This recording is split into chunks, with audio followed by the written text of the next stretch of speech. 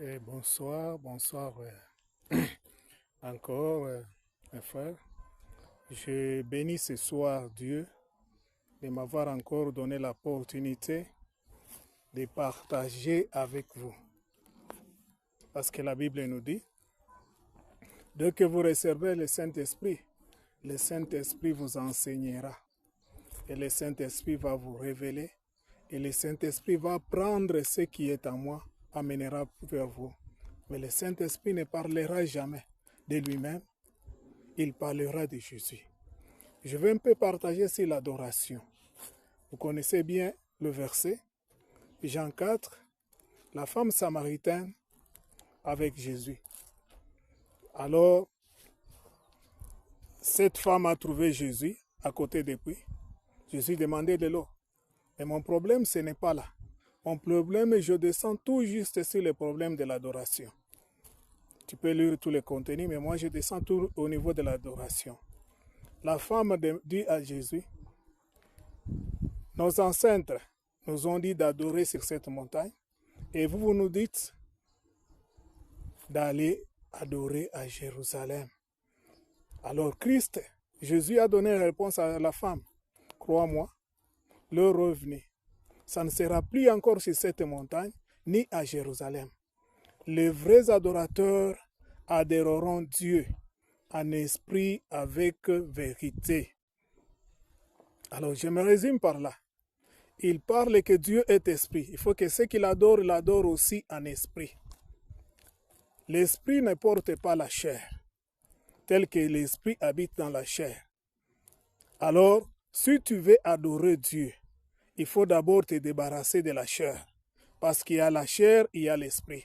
Parce que Dieu est esprit. Il faut se débarrasser de la chair. Vous connaissez bien le contenu de la chair.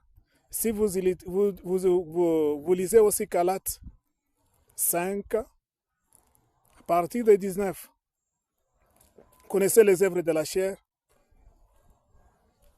Il y a toutes sortes d'immoralité. Il y a l'envie. Il y a tous les désirs de la chair. C'est que l'exigence de la chair. Mais si réellement vous voulez adorer Dieu, il faut d'abord s'abstenir de la chair. Parce que Dieu est esprit. Je peux donner même un exemple.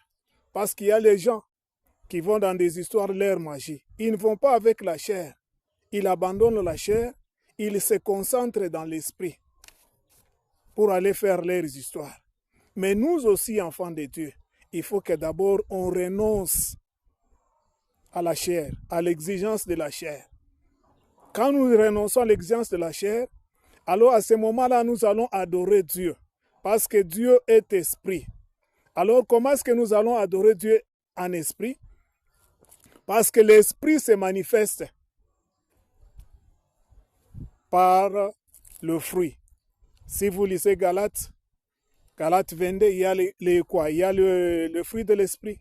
Il y a l'amour, il y a la patience, il y a la maîtrise de soi. Il y a toutes ces choses-là, vous les connaissez. Si vous abandonnez chair et faites de vivre selon l'esprit, parce que la Bible nous dit que si vous marchez selon l'esprit, vous ne convoiterez jamais les désirs de la chair. Dans la chair, il y a les œuvres. Dans l'esprit, il y a les fruits. Si réellement nous sommes en Christ, c'est parce que la Bible nous dit que celui qui est en Christ, il est devenu une nouvelle créature. Voilà, les choses anciennes sont passées. Toutes choses sont devenues nouvelles. Si réellement nous vivons selon l'esprit, nous allons abandonner. Parce que l'esprit, la chair a été crucifiée par Christ.